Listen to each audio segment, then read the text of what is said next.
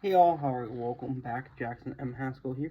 So the video coming after this, we are actually talking about heroes versus villains about Beast, which is cool. I have this video coming on the 22nd, which I'm filming right now.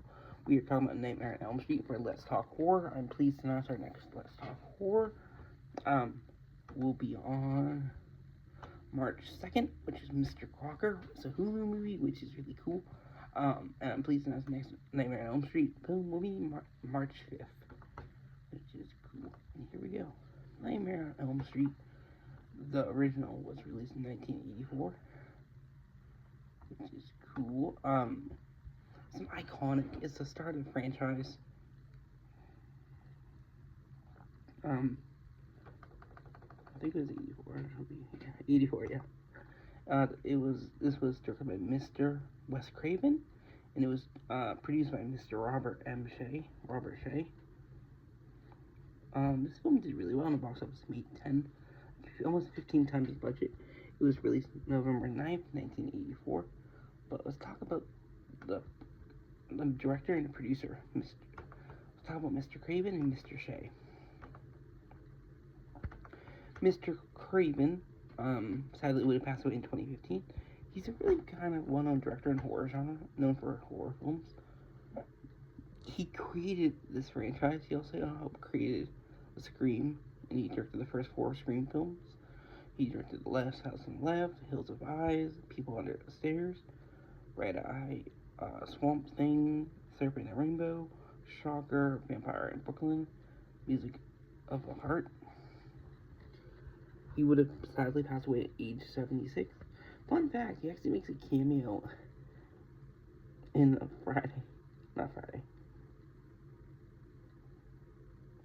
He makes a cameo in as Freddy Krueger in the first ever Scream film, which is cool. I don't know. We're not gonna see him a lot of stuff producer wise. He's not kind of well known for that. But yeah. He was in also Wes Craven's New Nightmare, which we will cover. But yeah, really cool. Let's talk about Mr. Shea. Mr. Shea is the founder of New Line Cinema, which is a producing company, distributing Lord of the Rings. It's probably one of his most iconic roles, which is cool. Stunts, polyester, these films, Gremlins, Critters. Okay, I don't even know. Gremlins, it was Critters. But yeah, let's talk about the actors. So the main story here is about Mr. Freddy Krueger, who's a dream demon, and he can haunt people's fears. The first we have is Mrs. Heather Langenkamp. She's the star of this franchise. She's Nancy Thompson, which is cool. Robert Englund is next. We have him as Mr. Freddy Krueger. As Brad and Freddy. And the gloves and hands are by Mr. Charles Bartinelli and not Mr. Englund. Mr. Englund we will see again in the future, I think, when we cover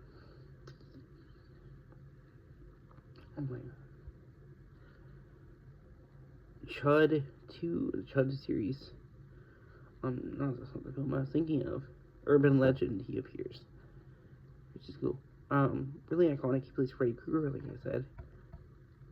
Freddy Krueger, as the series gets on, he's less dark and more, he breaks the fourth wall.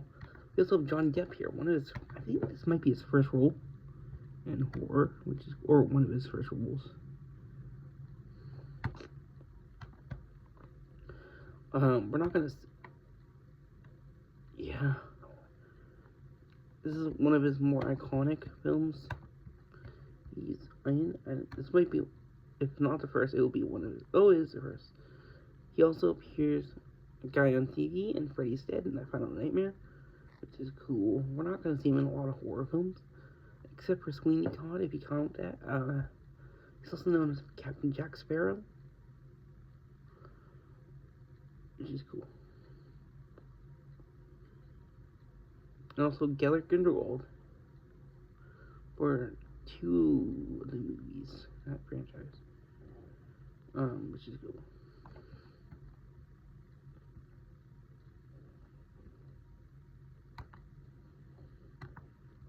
Next up, we're actually with Renee Blakely. We would have saw her. She plays Marge Thompson, Nancy's mom. We saw her not in. We saw her in this. We're gonna see her in this. Just assume, but we saw her on TV in Tales from the Dark Side, in the False Prophet episode, which is cool. Next up, we got John Saxon's next. He plays Don Thompson, the dad, which is cool. We're gonna see him in another one of the films, number 3. Another film we're gonna see we saw him in originally would have been Black Christmas, which is cool. Portrait in Black, he was in A Rock Pretty Baby. We got Amanda Wyss, she plays Tina Gray. First appearance at the beginning, she was in Fast Times at Ridgemont High, which is cool. Not really a lot of famous actress, really. I don't recognize her.